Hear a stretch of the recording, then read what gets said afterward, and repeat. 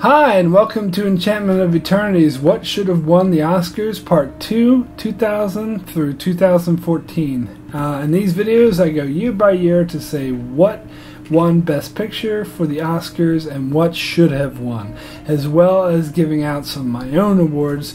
For the full introduction, please watch Part 1, which I'll give a link to in the description below.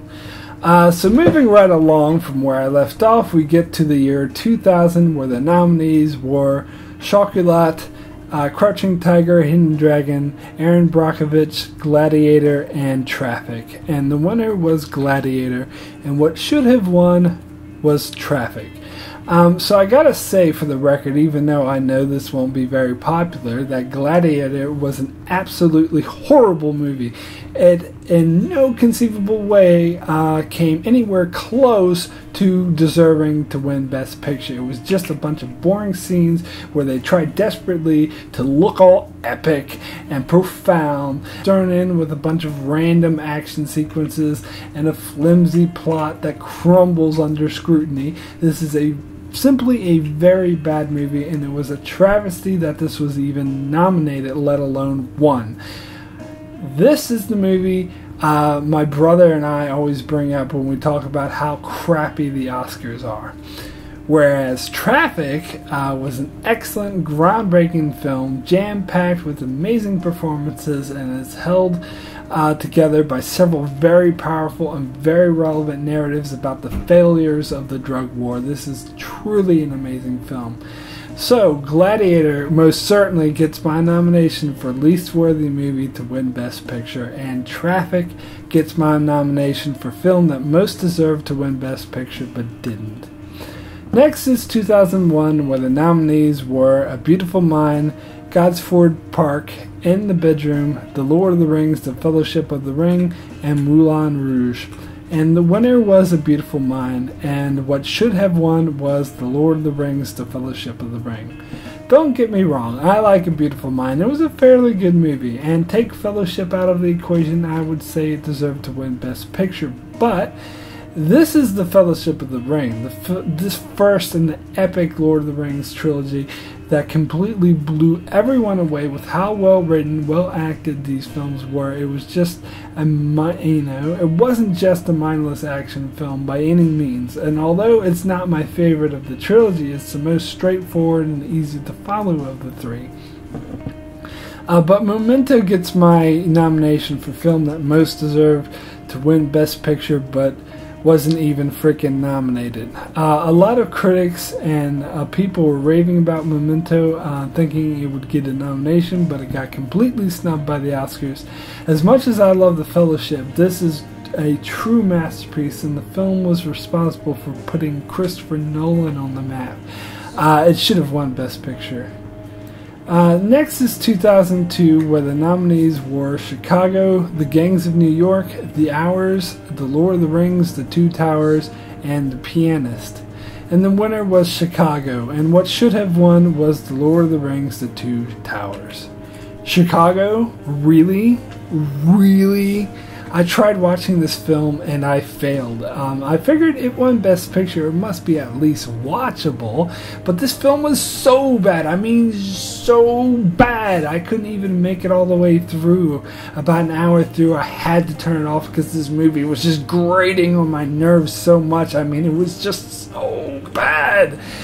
The Two Towers is my least favorite of the Lord of the Rings trilogy, as I felt the Battle of Helm's Deep dragged on for a bit long, but it's still a powerful and epic movie, and by far the best of what was nominated.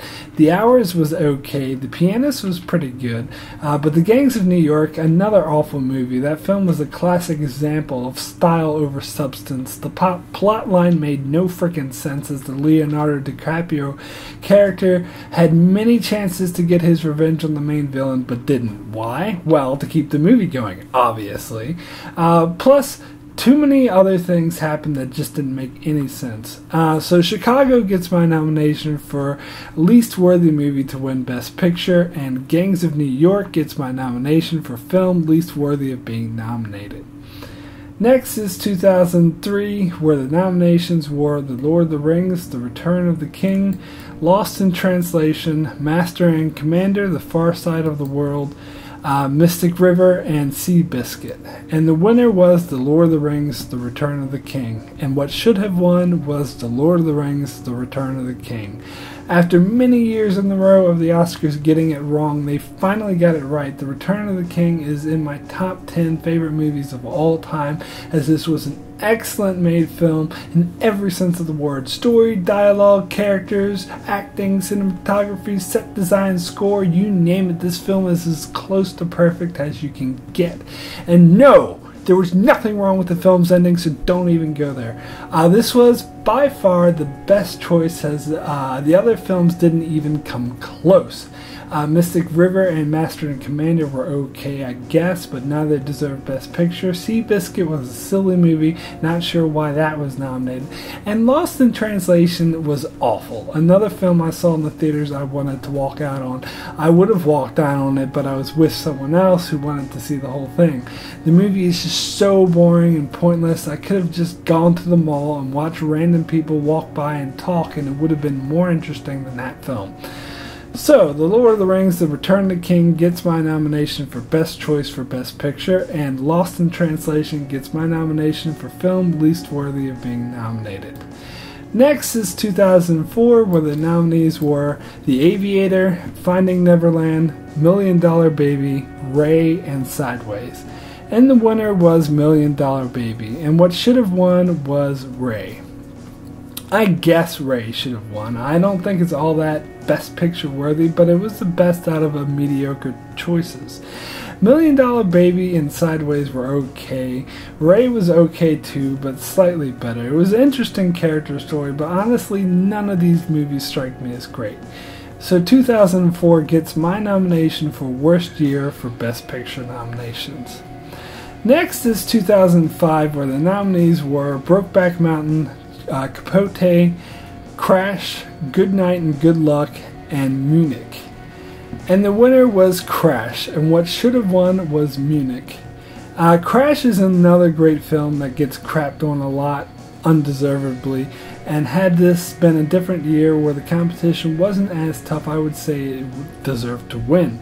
But there were 3 great nominees this year, all deserving to win: Crash, Munich, and Good Night and Good Luck. These were all excellent films, but Munich just slightly edges it for me. Crash was an outstanding film that followed multiple characters and totally flipped everything on its head and what we thought we knew about race relations. Good Night and Good Luck told the amazing story of the time when journalism actually meant something. And as I said, I really love films about the media, and this is a great example. But it did drag on for a bit too long with unnecessary side plots. So I have to give it to Munich, another powerful film from Spielberg that manages to tackle the insanely hard topic to tackle of the Israeli-Palestine conflict. And it does so in such a way that shows there is no right and wrong here, just a lot of bad choices. Brokeback Mountain was okay, but I think it's way overrated, with many people saying it should have won but didn't because it was about a gay couple. I don't care what the couple were, gay, straight, doesn't matter, it just wasn't a good movie. It didn't win because it didn't deserve to win. If you talk about a movie about gays that deserved to win the Oscars but didn't, I'll get to that in a few minutes, but it wasn't this one. But it was still a decent movie, as was Capote. So 2005 gets my nomination for Best Year for Best Picture nominations.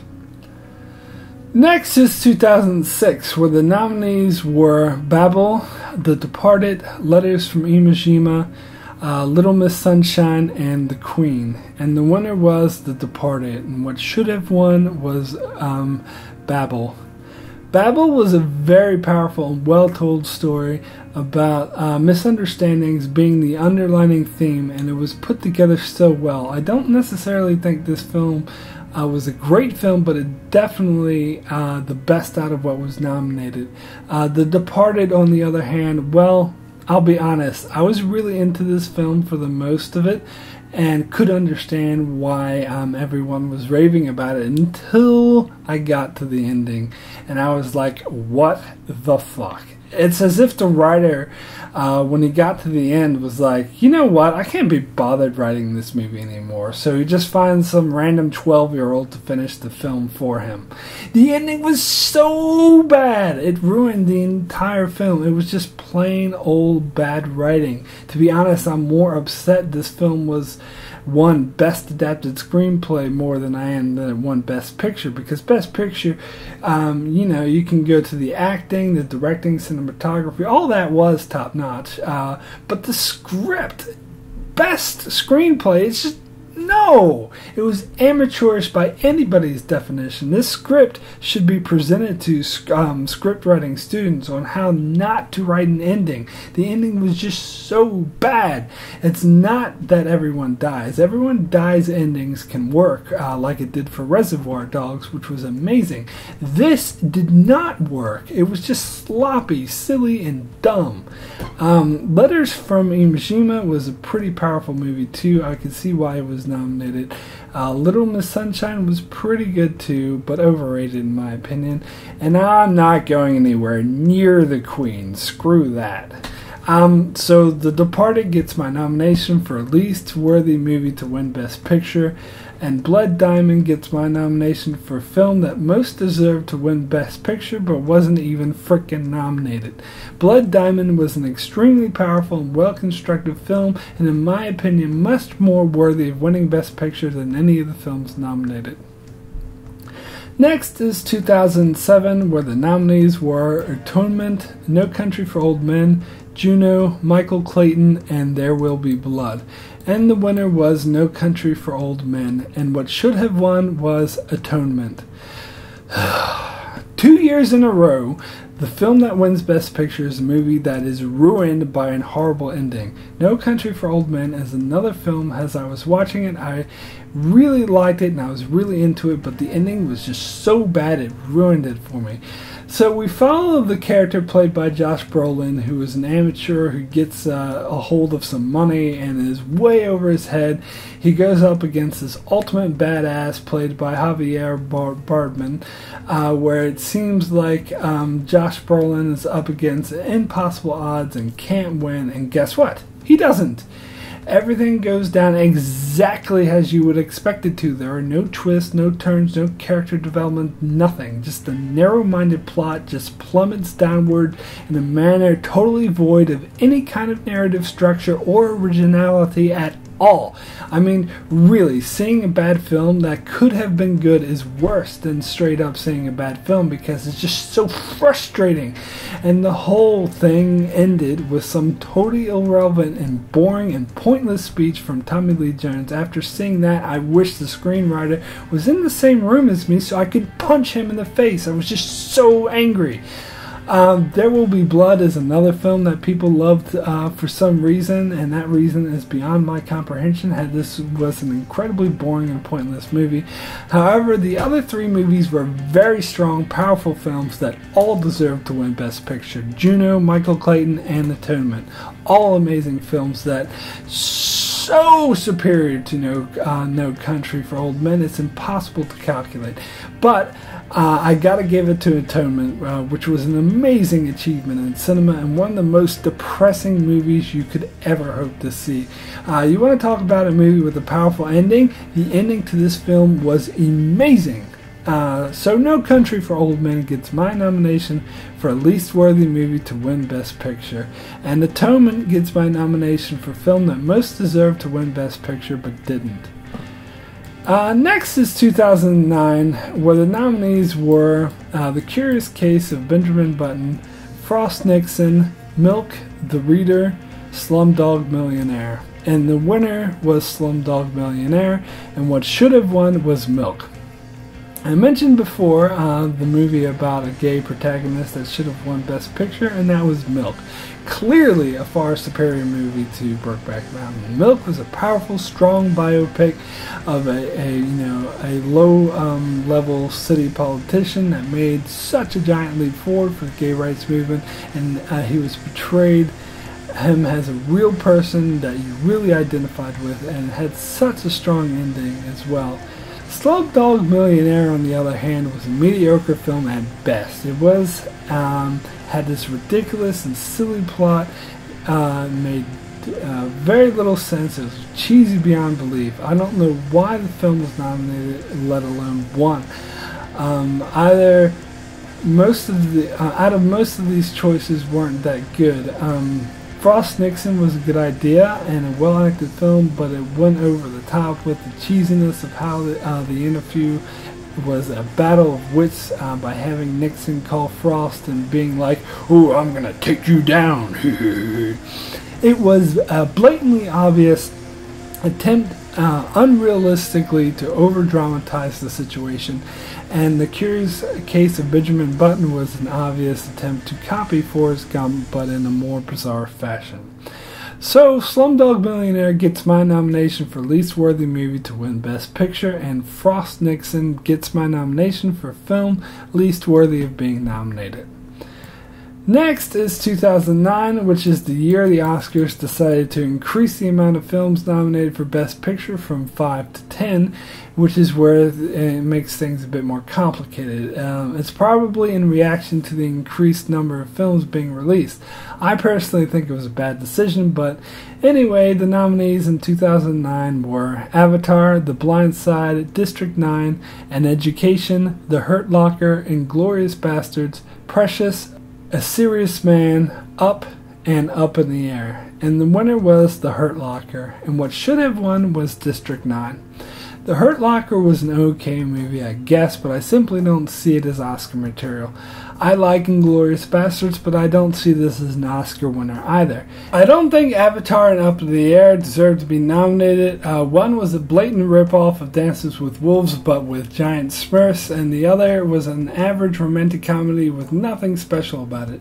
District 9, on the other hand, was a truly unique film that masterfully blended science fiction with a story relevant to modern-day society that was amazingly executed, that really got you to feel for the main character and these fictional alien creatures.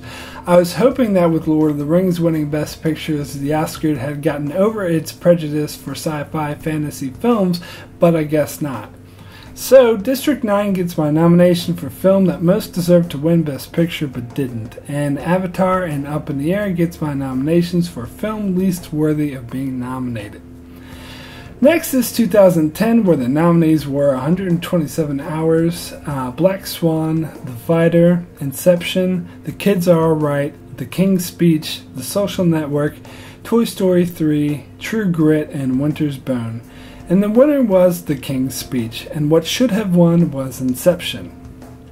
Look, I get why Inception didn't win. It's one of my favorite movies of all time, but I do understand it's not the typical film the Oscars like to go for. In fact, I was impressed it was nominated at all, but it is quite frankly the best out of out of the films that were nominated. The King's Speech did not deserve Best Picture. It was a well put together movie, but it was pretty unremarkable. The story was overall kind of silly and pointless. The Kids Are Alright was alright, as was 127 Hours. And The Social Network, which I think was a tad bit overrated. Don't know why Toy Story 3 was nominated. It was just as good as any other Pixar film. I'm never going to see The Fighter. True Grit was really boring, and then you get hot girl-on-girl action with Black Swan, with its gratuitous sex scenes and overall blatantly pretentious attempt at art. Fuck that movie. So Inception was clearly the best choice of all of them. Next is 2011, where the nominees were The Artist, The Descendants, Extremely Loud and Incredibly Close, The Help, Hugo, Midnight in Paris, Moneyball, The Tree of Life, War Horse. And the winner was The Artist, and what should have won was The Help. The Help wasn't that great of a movie, and overall I don't think it really deserved to win Best Picture, but it was the best out of a lot of bad choices. I will never ever see The Artist, as it looks like the very definition of pretentious. I also have never seen Extremely Loud and Incredibly Close, Hugo, Midnight in Paris, Moneyball, and War Horse, as none of these movies look like good movies, and I'm sure I wouldn't like any of them, and I'm not going to subject myself to these movies simply because they were nominated. I have better things to do with my time. The Tree of Life, I hated this movie with a passion. I turned it off halfway through as I couldn't get through it all with what a pretentious wannabe art piece of crap. And The Descendants was okay, I guess, but mostly boring and pointless. So The Help was only a halfway decent film out of the lot. So 2011 gets my nomination for Worst Year for Best Picture nominations, which is a feat considering how many films are nominated. Next is 2012, where the nominees were Argo, Amour, Beast of the Southern Wild, Django Unchained, Les Miserables, Life of Pi, Lincoln, Silver Lining Playbook, and Zero Dark 30. Now, don't make fun of me if I'm pronouncing this shit wrong. It's just hard to get. Anyway, and the winner was Argo, and what should have won was Django Unchained. I actually really liked Argo. I thought it was a pretty good movie, but I was surprised when it won Best Picture. It didn't really strike me as Oscar material. I thought it was good, but the tension was obviously artificially created, particularly in the ending of this film, which I found to be a tad cheesy. But despite its overall over-the-top, unrealistic violence, I felt Django Unchained created tension so well. It was so palpable. It was amazing and had some truly outstanding performances. I felt this was one of Tarantino's best, and it deserved the Oscar for Best Picture. So, Cloud Atlas gets my nomination for film that deserved to win Best Picture but wasn't even frickin' nominated. Look, there were a lot of good movies nominated this year, and I can see why Cloud Atlas was snubbed because of its mixed reviews they received. But this was a truly unique, truly groundbreaking film with some outstanding performances from Oscar winners Tom Hanks and Halle Berry. It deserved to get nominated for some awards, but instead it was completely snubbed, and I personally think the reason were political, because this film actually deserved to win Best Actor, Best Director, Set Design, and Best Picture. Fuck politics. Next is 2013, where the nominees were 12 Years a Slave, American Hustle, Captain Phillips, Dallas Buyers Club, Gravity, Her, Nebraska, Philomena, and The Wolf on Wall Street. And the winner was 12 Years a Slave, and what should have won was 12 Years a Slave. So, Gravity was an overrated piece of crap, where the story, acting, and dialogue was all shit. It was only recognized because of its technical achievements. So yeah, I think it deserved to win Best Cinematography, but to win Best Direction was a total farce. Directors deal mostly with story and with actors, and in this case, both sucked.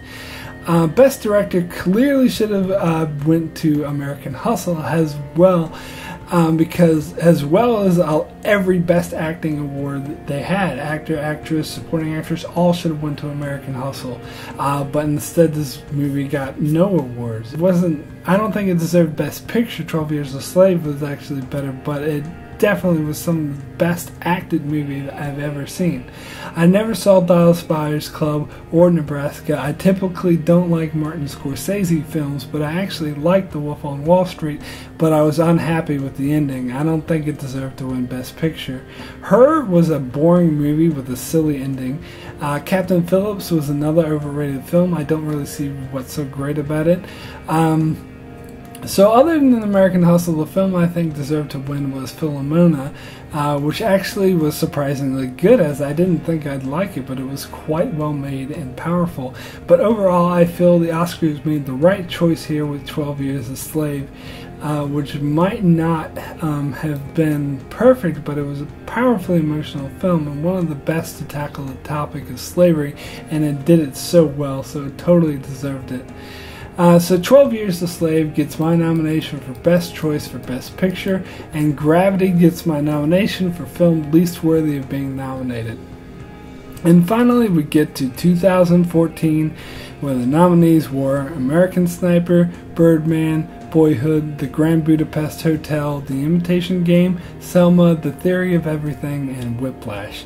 And the winner was Birdman, and what should have won was Birdman.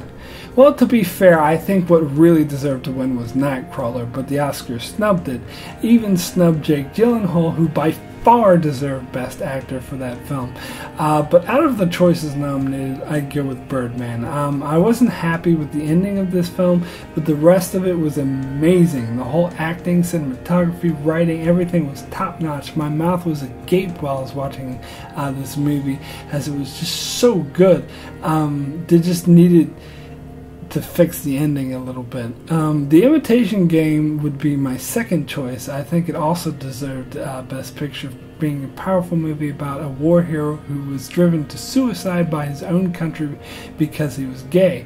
I have no intention of ever watching The Theory of Everything or The Grand Budapest Hotel, and I haven't gotten around to seeing Selma yet. American Sniper was an okay movie, but it did not at all deserve to be nominated for Best Picture. And I'm glad Boyhood didn't win, as it was plotless and incredibly dull film that was just hyped up because of its gimmick, but I can understand why it was nominated. Because it was a pretty decent film. And Whiplash was a really good movie, but I didn't think it quite deserved to win Best Picture. So out of what was nominated, I think Birdman deserved it. So Birdman gets my nomination for Best Choice for Best Picture. 2014 gets my nomination for Best Year for Best Picture nominees. A lot of strong films here, even though the best film is missing from the list. And so Nightcrawler gets my nomination for film that most deserved to win Best Picture but wasn't even frickin' nominated. So that's it for part 2 of what should have won the Oscars. Join me for part 3, where I give out my own awards. I'll put a link in the description below. And make sure you check out my channel for other film and television reviews. And thanks a lot for watching.